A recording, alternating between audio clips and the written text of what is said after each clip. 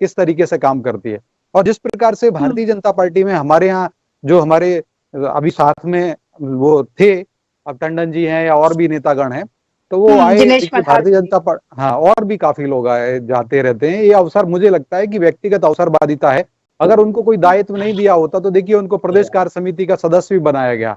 जिस प्रदेश कार्य समिति में, मध्य प्रदेश की प्रदेश कार्य समिति में हमारे वरिष्ठ नेता लालायित रहते हैं, क्योंकि हमारे करोड़ों सदस्य हैं मध्य प्रदेश के अंदर भी, और सक्रिय सदस्य भी करोड़ लाखों में हैं।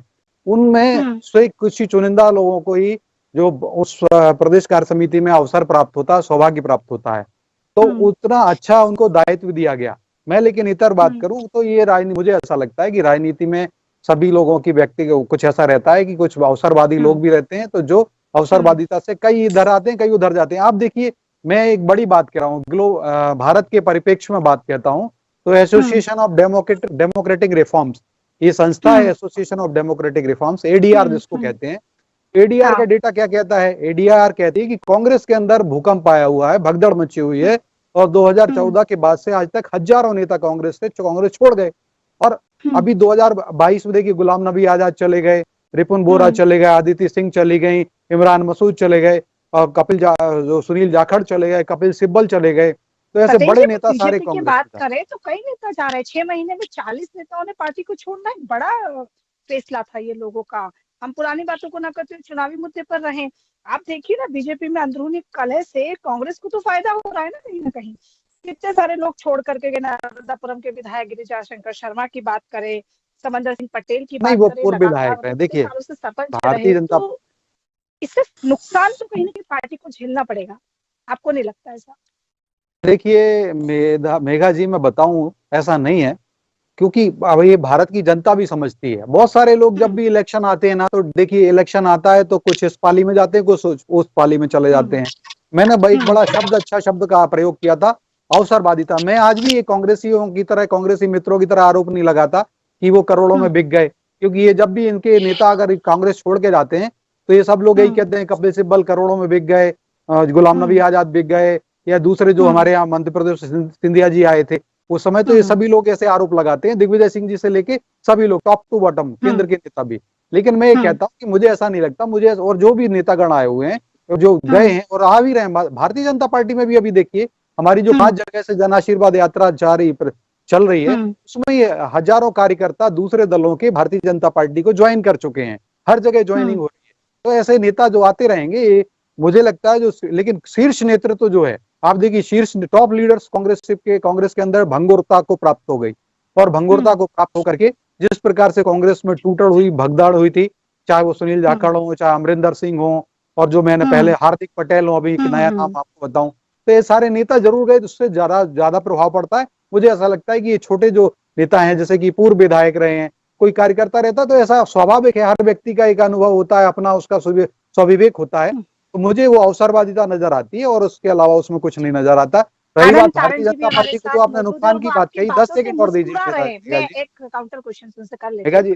आनंद तारण जी मुस्कुरा रहे हैं आपकी बात सुन के। तारण जी, ये तो बड़ा फायदा हो गया है आपको कि बीजेपी की अंदरूनी कलह, कांग्रेस में आ जाओ, हम तुमको टिकट दे देंगे, हम तुम्हारे लिए ये कर देंगे, वो कर देंगे। पर पार्टी को ये भी तो सोचना होगा ना कि ये लोग वो लोग हैं जो पहले कांग्रेस में थे, फिर बीजेपी में चले गए, फिर कांग्रेस, मतलब एक कठपुतली है, ये कहीं के नहीं है, ना इधर के ना इधर के। देखिए मेघा जी, आज सबसे पहले तो गणेश उत्सव आज से प्रारंभ हुआ है, उसकी शुभकामनाएं। जैन समाज का पर्वादि राज पर्यूषण पर्व, जो जैन समाज का सबसे प्रमुख पर्व है, आज प्रारंभ हुआ है। मैं पूरे देशवासियों को बधाई देता हूं, और खासतौर से हमारे जैन साहब बीजेपी के जो प्रवक्ता भी कभी चौधरी लिखते हैं, कभी जैन लिखते हैं, उनको भी बधाई।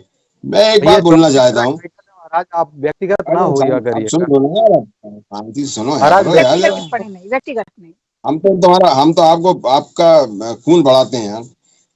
मेघा जी, मेरा कहना ये है कि जो अपने आप को हिंदुस्तान, क्या पूरे संसार की सबसे बड़ी पार्टी बोलती है, तथाकथित भारतीय जनता पार्टी, आज उसका हम चाल चरित्र चेहरा देख रहे हैं। जो कहती थी हमारा चाल चरित्र चेहरा, हमारी पार्टी लाइन दूसरों से हटके सब कुछ है, तो हमने देखा होगा कि 2020 में किस तरह से इन्होंने एक चलती हुई कमलनाथ जी की सरकार को गिराया, वो सरकार को जो जनहित में मध्य प्रदेश में काम कर रही थी, जिसने 27 लाख किसानों के पूरे संसार में जो काम नहीं हुआ वो कमलनाथ जी ने कर दिखाया था कि 27 लाख किसानों का कर्जा माफ किया था।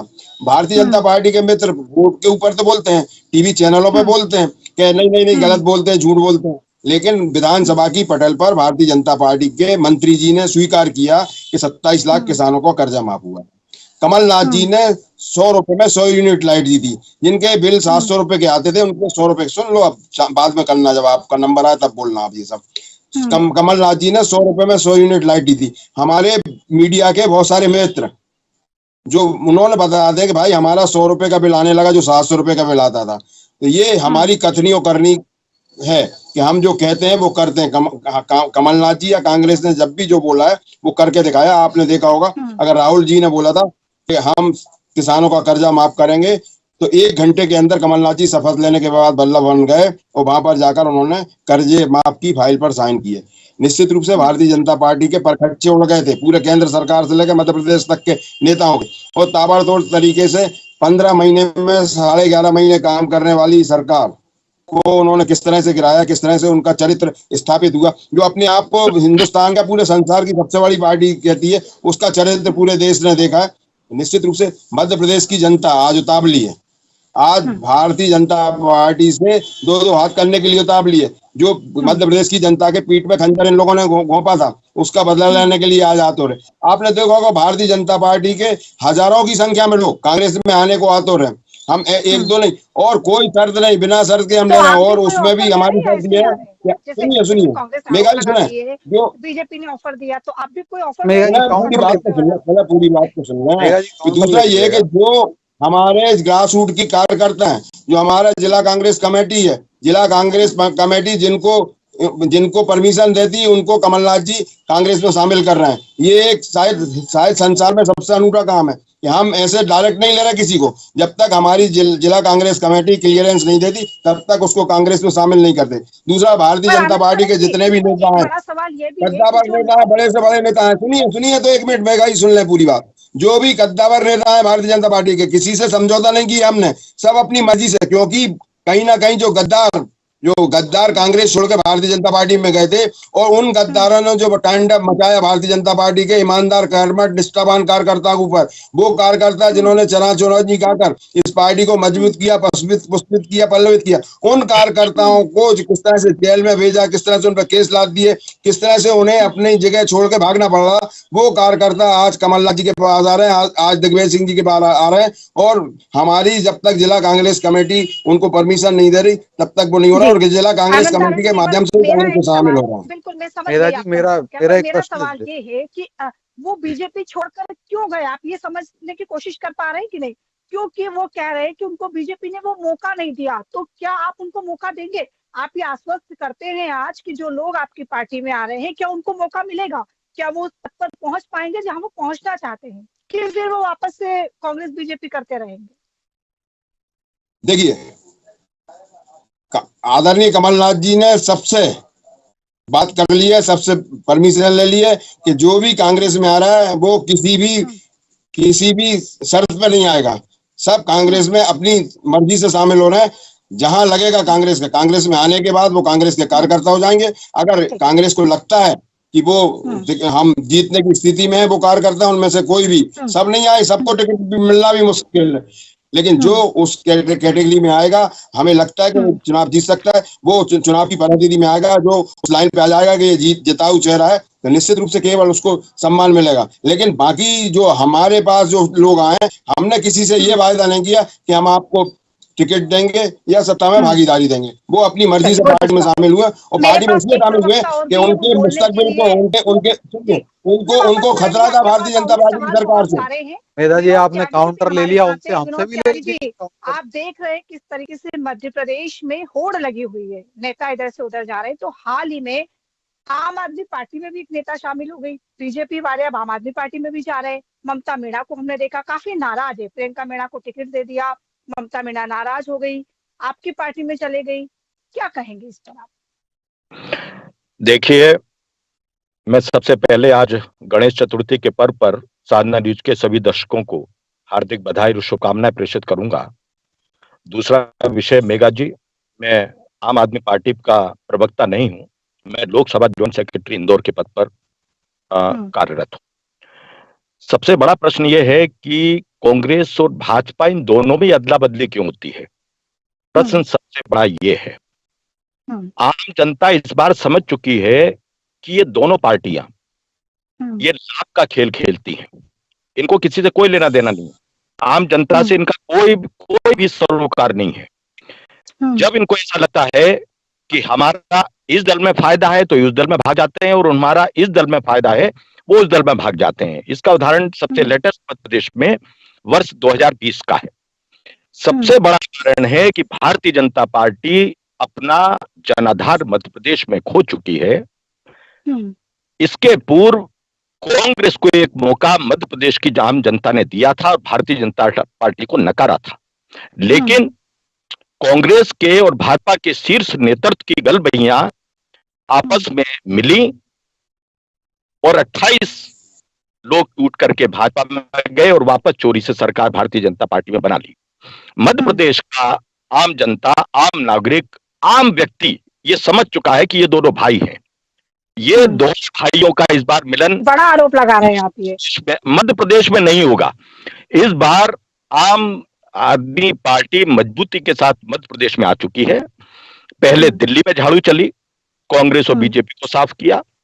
उसके बाद पंजाब में हम लोग गए, दिल्ली की तरह आम आदमी, अकाली दल और भाजपा को साफ किया। इसके बाद हम लोग गुजरात में गए, 5 विधायक और 50 लाख वोट लेकर के राष्ट्रीय पार्टी बने। अब मध्य प्रदेश में हम लोग आ चुके हैं। इस बार कांग्रेस और भाजपा वो दोनों को आशीर्वाद यात्रा निकाल रहे हैं, ये जन आक्रोश यात्रा निकाल रहे हैं। अब आप कौन सी यात्रा निकालेंगे? हम किसी यात्रा नहीं निकाल रहे हैं, ना तो हमको आशीर्वाद लेने की आवश्यकता है, क्योंकि जनता तो ऑलरेडी आशीर्वाद देने के लिए मन बना चुकी है। और आक्रोश इनको करना है, आक्रोश इनको करना है कि इनका पता नहीं आपस में क्या लेन देन होता है, इनका चलता है, काहे का आशीर्वाद, काहे का आक्रोश। आम जनता को उन्होंने फुटबॉल बना करके रख दिया है। तो इस बार मध्य प्रदेश की आम जनता फुटबॉल नहीं बनेगी। कांग्रेस और भाजपा की फुटबॉल आम जनता बनने को तैयार नहीं है। माननीय केजरीवाल जी के नेतृत्व में मध्य प्रदेश में नए विकल्प के, राजनीतिक विकल्प के तौर पे आम आदमी पार्टी की सरकार बनेगी। ये मेरे दोनों, हमारे जो सम्मानित प्रवक्ता है भाजपा के और कांग्रेस के, ये दोनों हमारे आदरणीय हैं। और इस बार कितनी भी ये लोग एक्सरसाइज कर लें, कितनी भी आक्रोश यात्रा निकाल लें, आशीर्वाद यात्रा निकाल लें, लेकिन इस बार मध्य प्रदेश का जनमानस जो है पूरी तरह आम आदमी पार्टी को आशीर्वाद देने के लिए मन बना चुका। सत्येंद्र जैन जी, मेरा अगला सवाल आपसे है कि रामभद्राचार्य जी जो हाल ही में कथा कर रहे हैं मध्य प्रदेश में, उन्होंने ऐसा कहा कि इस बार न कांग्रेस न भाजपा, चुनाव हो रहा है सनातन धर्म पर और अधर्म पर। आखिर कब तक ये धर्म और अधर्म की राजनीति हम लोग बीच में लाते रहेंगे, और धर्म को क्यों बीच में लाया जाता है बार बार? अगर धर्म की बात की जाए तो धर्म तो सबका है, सर्वसम्मान का है, सभी लोगों का, यहाँ पर सभी लोग निवास करते हैं। तो बार बार ये जो सनातनी धर्म, भगवा धर्म, और स्मृति ईरानी भी ये बात कह कर गई, जो रामभद्राचार्य कह रहे हैं वही स्मृति ईरानी कह रही है कि ये तो इस बार सनातन धर्म की लड़ाई है। तो ऐसा क्यों? देखिए मेघा जी, मैं बताऊं, बिल्कुल ये जो धर्म और अधर्म की जो लड़ाई है ना, ये जो हमें बताना पड़ेगा। अभी देखिए हमारे दोनों मित्र हैं, एक आम आदमी पार्टी से और एक कांग्रेस से, और आपस में दोनों एक दूसरे को गाली दे रहे हैं, एक तरह से कह रहे हैं दोनों लड़ रहे हैं। इनका जो गठबंधन है आप देख रहे हैं राष्ट्रीय स्तर पे, वो कितना फर्जी टाइप का है, एकदम खोखला टाइप का है, वो दिख रहा है आपस में ही। और अभी तो इन्होंने थोड़ा अच्छी संयमित भाषा का प्रयोग किया, नहीं तो कई सारे चैनल पर तो इतना ज्यादा एक दूसरे को करते हैं। तो ये मैं बता दूं। और दूसरी बात जो आपने जो मेरे देखिए देवयोग से इन्होंने भी कहा भारतीय जनता पार्टी ऐसा नहीं करती। मैं कहता हूँ सिंधिया जी हमारे भारतीय मध्य प्रदेश की जनता के लिए देवदूत सिद्ध हुए। जब कुछ काम नहीं हो रहा था, 51 से ज्यादा योजनाएं बंद हो गई, लाडली लक्ष्मी योजना बंद कर दी गई, हमारी जो मेधावी छात्र योजना बंद कर दी गई, हमारे जो बहनों को हम जो साइकिल बंद हो गई थी। इसी प्रकार से गरीबों को 5 रुपए की हम रसोई खिलाते थे, वो रसोई की 5 रुपए वाली योजना बंद थी। आज हम 2.5 करोड़ से ज्यादा गरीबों को भोजन करा चुके हैं। तो कमलनाथ जी की 15 महीने की सरकार ने बहुत सारे लोगों के ऊपर पेट पे कुल्हाड़ी मारी, या पेट पे लात मारा, पैर पे कुल्हाड़ी मारी, उनके हितों पर आघात किया था। यह सिद्ध हुआ 51 से ज्यादा योजनाओं में। और प्रधानमंत्री आवास योजना में लाखों घर की हैसियत वापस कर दिया कमलनाथ जी ने, हाथ ऊपर कर दिए। केंद्र ने इनको पैसा दिया, बोले साहब हम इसकी मैचिंग ग्रांट नहीं दे पाएंगे, कृपया आप वापस ले लो। तो 2.5 लाख से ज्यादा घर वापस लिए गए। तो कमलनाथ जी की सरकार अक्षम थी। तो माननीय सिंधिया जी के साथ जो सब आए विधायक, वह देवदूत सिद्ध हुए मध्य प्रदेश की जनता को, और हमने दिखाया। और अच्छा, वो जब गए जीत के, कमलनाथ जी की आंखों का काजल चुरा ले गए। हमारे कांग्रेस के मित्र कह रहे थे, अरे भाई आप तो डेली कहते थे हमारी सरकार 5 साल चलेगी, पूरे विधायक हैं, आप अपने विधायकों को नहीं संभाल पाए, धिक्कार है आपको, तो चुल्लू भर पानी में डूब मरना चाहिए। जो अजीज कुरैशी जी कहते हैं, उसी बात को अब मैं सनातन से जोड़ता हूं कि देखिए, सनातन पे कांग्रेस के बारे में अजीज कुरैशी जी ने क्या कहा। अजीज कुरैशी जी ने कहा कांग्रेस एक सेक्युलर पार्टी है, और जिस प्रकार से ये अपना चोला ओढ़ रही है, भेड़िए के उसमें शेर की खाल ओढ़ रही है, इस प्रकार का जो आवरण कर रही कांग्रेस को ठीक नहीं है। हिंदू धर्म की जय करना, सनातन की जय करना नहीं है। अगर कांग्रेस ऐसा करती है तो कांग्रेस के सारे नेताओं को, कमलनाथ जी को और समस्त लोगों को, कांग्रेस को चुल्लू भर पानी में डूब मरना चाहिए। ये अजीज कुरैशी जी ने कहा, और उन्होंने ताल ठोक के और बाएं ठोक के कहा कि हमारे मुस्लिम बंधुओं को इतने टिकट दिए जाए, और अगर 5% तो देश में आग लगा देंगे, ऐसे उन्होंने बात भी कही है। तो लेकिन कांग्रेस जो है कुछ नहीं कर पा रही। अब मैं आपके माध्यम से एक प्रश्न पूछता हूं कि आप चुल्लू भर पानी आप देंगे, अजीज कुरैशी जी की बात है, कोई भारतीय जनता पार्टी आरोप नहीं लगा रही। इनके बड़े सीनियर लीडर रहे हैं, उत्तर प्रदेश के राज्यपाल रहे हैं, उन्होंने कहा है कांग्रेस को चुल्लू भर पानी में डूब मरना चाहिए।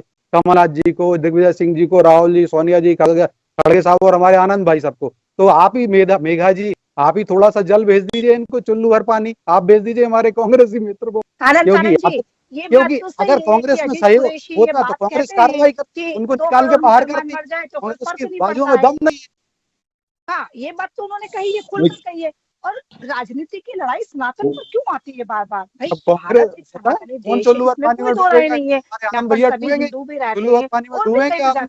लोग रहते, जैन रहते, भैया तुम्हारी प्रवचन चलेंगे क्या?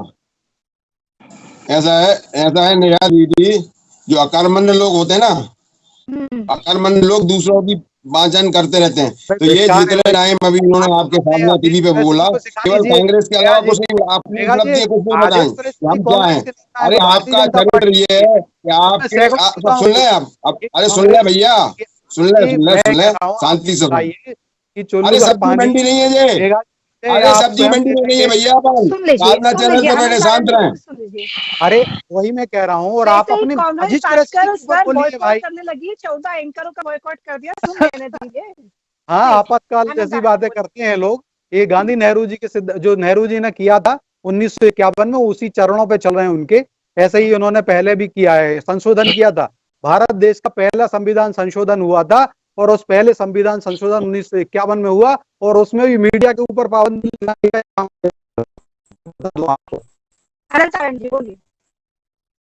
देखिए, जो अकर्मण्य लोग होते हैं वो दूसरों पे आरोप लगाते हैं। भारतीय जनता पार्टी का चरित्र हमने देख लिया, पिछले 20 साल का इतिहास देख लिया, किस तरह से नारियों के असम्मान हो रहा है। आज भी अपने आप को मामा कहते हैं, बलात्कार हो रहे हैं, बेचारी हत्या, आत्महत्याएं कर रही हैं, हत्याएं हो रही हैं उनकी, किसानों की हत्याएं कर रहे हैं भारतीय जनता पार्टी की सरकार में। क्या था मेघा जी, प्रश्न का जो जवाब नहीं आ रहा है। मेघा जी, प्रश्न था भैया, शांति रखिए। भारतीय जनता पार्टी ये चरित्र, ये इनका दिखा रहे हैं, ये सत्ता में बैठे हुए लोग विपक्ष को बोलने नहीं दे रहे। इससे ज्यादा इनका चरित्र क्या है? ये भारतीय जनता पार्टी के लोग केवल और केवल इनके पास जो लोग देश की आजादी में मुखबरी का काम कर रहे थे, जो देश की आजादी में मुखबरी का काम कर रहे थे, वो संवेदनशील मुद्दे पे हम बात कर रहे हैं, समझदारी से बात करें। आप लोग से महिला सम्मान की बात करते हैं, तो बताइए प्रियंका वाड्रा जी का जो बयान था, क्या उचित था कि उन्होंने कहा था कि में भी बेटियों को बिकिनी पहन के आना चाहिए? तो इससे क्या होगा? हमारे सज्जन सिंह वर्मा जी हैं, कहते हैं कि विवाह की उम्र 21 वर्ष क्यों कर रही है सरकार? 15 साल में मासिक धर्म आ जाता है, मां बनने की क्षमता हो जाती है बेटियों। इस तरीके का धिक्कार करती है कांग्रेस। कांग्रेस को जवाब देना पड़ेगा। महिला मैंने बड़े यक्ष प्रश्न उठाए हैं मैडम, मैंने यक्ष प्रश्न उठाए महिला सम्मान के ऊपर भी। ये तो यक्ष प्रश्न जो था अजीत कुरैशी, आप अपना बोलिए, आप अपने लाइन पे।